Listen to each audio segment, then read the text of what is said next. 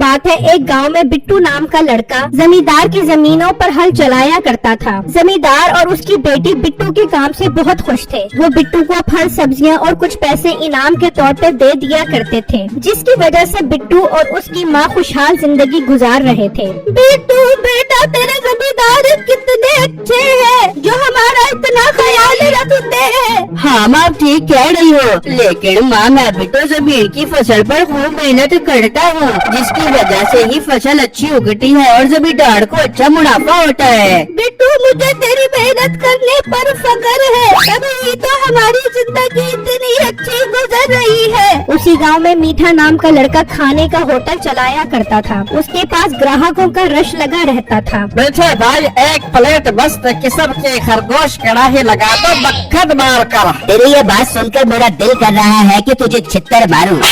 तेरी एक प्लेट खरगोश कढ़ाई के लिए मैं हिमालय के जंगल जाऊं खरगोश पकड़ने के लिए। चल भाग जा यहाँ से। अच्छा बेटे, गुस्सा क्यों होता है? गुस्सा थोक देना मेरे यार। दिल तो कर रहा है सारा गुस्सा तेरे मुंह पर थूक दूं। चल बेटे, अपना बहुत ठीक कर, तुझसे एक बात करनी है, बहुत जरूरी। क्या बात करनी है, जल्दी बता, मेरे पास टाइम कम है। मैं नहीं चाहता कि मेरे ग्राहक मेरे मजेदार पकवान से एक पल के लिए भी महरूम रहे। यार मेरा तो जमींदार की बेटी पर दिल आ गया है। ओए तमीज कर, वो तेरी भाभी है, अगर तूने उस पर आँख रखी तो मैं तेरी आँख निकाल लूंगा। बेटे तो नसीबो भाभी को धोखा नहीं दे सकता, वो तुझ पर जान देती है। जान नहीं देती, उसकी बातें जान निकाल लेती है। मैं सोच रहा हूँ जमींदार की बेटी से शादी कर लूँ और उसकी जमीनों का भी मालिक बन जाऊँ। पर बेटे उसके पास तो उसका खास बंदा बिट्टू काम करता है। मुझे तो लगता है उसके होते हुए जमींदार की बेटी तेरी नहीं हो सकते। तो उसकी टेंशन मत ले, मेरे पास बहुत अच्छा प्लान है। फिर मीठा उसे सारा प्लान बताता है। फिर जब रात होती है तो मीठा और उसका दोस्त जमींदार की जमीनों पर आ जाते हैं और जिस कुएं का पानी फसलों को लगाया जाता था उसमें वो जहरीली दवाई डाल देते हैं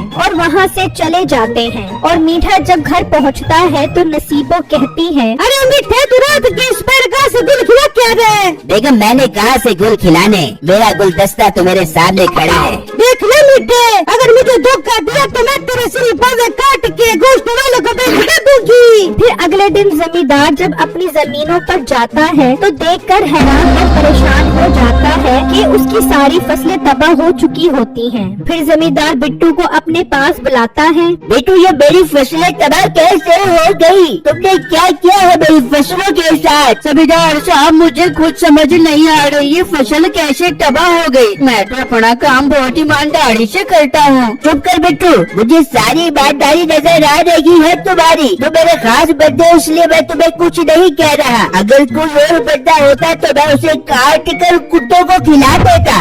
पापा, मुझे लगता है बिट्टू ने कुछ नहीं किया, वो बहुत ईमानदार लड़का है। तुम चुप करो। जमींदार साहब, मैंने वाकई कुछ नहीं किया।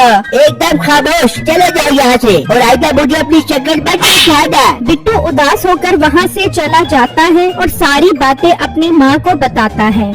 बिट्टू, हम लुट गए, हम बर्बाद हो गए, अब हम क्या करेंगे? माँ परेशान मत हो, मैं कोई काम ढूंढता हूँ, मुझे उम्मीद है मुझे कोई काम मिल जाएगा।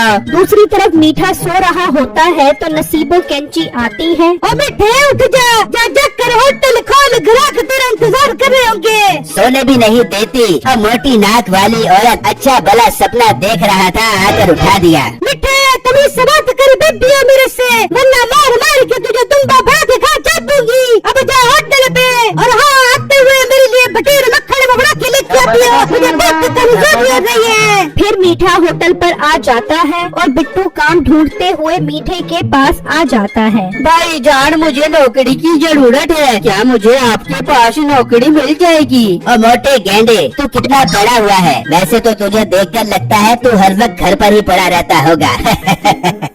भाई जान, आपने काम नहीं देना तो मत दो, पर मेरा मजाक तो मत उड़ाओ। मोटे, तू तो नाराज ही हो गया। अच्छा, मेरे पास एक काम है बर्तन धोने का, वो करेगा तो बता। ठीक है, है भाई जान, कर लूँगा। आप मुझे कितने पैसे दोगे काम करने के लिए? 100 रुपए रोज की दिहाड़ी दूंगा, पर आज तेरा काम चेक करूंगा कि तू काम ठीक भी करता है कि नहीं। फिर बिट्टू बर्तन धोने लग जाता है। इस तरह शाम हो जाती है। भाई जान, मैंने बर्तन धो दिए हैं, क्या मैं जा सकता हूँ? ठीक है चला जा, पर कल से टाइम पर आ जाई। फिर बिट्टू वहाँ से चला जाता है और मीठा सोचने लगता है। आज मैं जमींदार के पास जाता हूँ और उससे उसकी बेटी का हाथ मांगता हूँ। फिर मीठा जमींदार के पास आ जाता है। आओ आओ बेटे, कैसे आना हुआ मेरे पास? बस जमींदार जी यहाँ से गुजर रहा था तो सोचा आपसे अपने दिल की बात करता जाऊँ। हाँ हाँ बेटे बोलो, क्या कहना है? जमींदार जी मुझे पता लगा है आप अपनी बेटी की शादी के लिए लड़का ढूंढ रहे हैं। हाँ बेटे ढूंढ तो रहा हूँ, पर कोई अच्छा लड़का मिलेगा तो ही उसकी शादी करूँगा। वैसे भी मेरा सारा कुछ तो मेरी बेटी का है। मैं चाहता हूँ कि उसे शरीफ और खूबसूरत लड़का मिले। जमींदार साहब, मेरी नजर में एक बहुत खूबसूरत हसीन और जमील गबरू जवान लड़का है। वो शरीफ तो इतना है कि शराफत भी उससे शर्मा जाए। बेटे कौन है वो बताओ? जमींदार साहब, वो लड़का आपके सामने बैठा है। बेटे ये तुमने सोच कैसे लिया? और तुम्हारी तो शादी भी हुई है। जमींदार साहब मैं आपको क्या बताऊँ, मेरी बीवी मुझसे नहीं मेरे पैसों से प्यार करती है और मुझे ऐसे लोगों से नफरत है जो पैसों से प्यार करते हैं। पर बेटे तुम अपनी बीवी का क्या करोगे? मैं उसे छोड़ दूंगा। लालची लोगों की मुझे कोई जरूरत नहीं है। आप बस मुझे अपनी बेटी का हाथ दे दें, मैं उसे बहुत खुश रखूंगा। ठीक है बेटे, मैं सोचता हूँ इस बारे में। मीठा खुशी खुशी वहाँ से चला जाता है और अगले दिन बिट्टू मीठे के होटल पर आ जाता है। आओ आओ मोटे, चलो काम पर लग जाओ और ठीक से बर्तन धोना। ठीक है भाई, मैं दिल लगा कर काम करूँगा, वो भी पूरी ईमानदारी के साथ। फिर बिट्टू बर्तन धोने लग जाता है और मीठे का दोस्त मीठे के पास आता है। वाह बेटे, बाहर गए, तूने इस मोटे बिट्टू को सही काम पर लगा दिया है।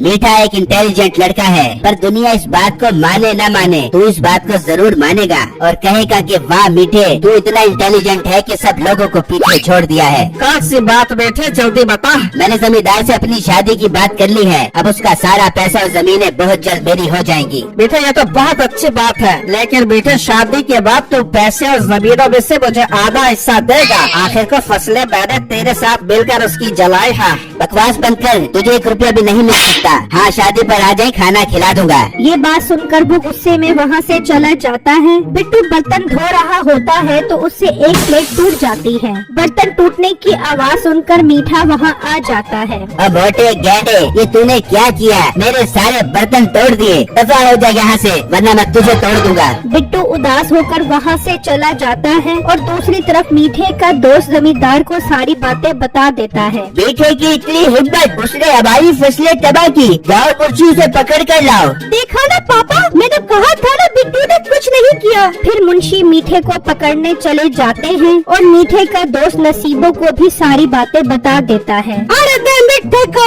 आज मैं बिट्टू गेड़ियों का सुरमा बड़ा के अपनी आंखों में डाल दूंगी। फिर मुंशी मीठे को पकड़कर जमींदार के पास ले आते हैं और उसकी खूब धुलाई करते हैं। दिल तो कर रहा है इस पर कुत्ते छोड़ दूं, पर मुंशी से जाने दो, इसकी इतनी सजा बहुत है। वैसे भी मेरी गलती है जो मैंने बिट्टू पर शक किया। फिर जमींदार बिट्टू के घर आता है। बिट्टू मुझे माफ कर दो जो मैंने तुम्हारी ईमानदारी पर शक किया, पर मैं अपनी गलती सुधारना चाहता हूँ, इसलिए मैंने अपनी बेटी की शादी तुम्हारे साथ करने का फैसला किया है। हमें ये रिश्ता मंजूर है। मीठा जैसे ही घर पहुंचता है तो नसीबो कैंची डंडा लेकर खड़ी होती है। बेगम क्या हुआ, तू इतने गुस्से में क्यों है? मिठे, मुझे तेरे दोस्त ने सारी बातें बता दी है, सारी बातें मेरे दिल में लक्ष्य हो गई है। बेगम वो देख, दरख्त पर बटेरा। नसीबो जैसे ही पीछे देखती है, मीठा वहाँ से भाग जाता है और नसीबो डंडा लेकर उसके पीछे भागती है।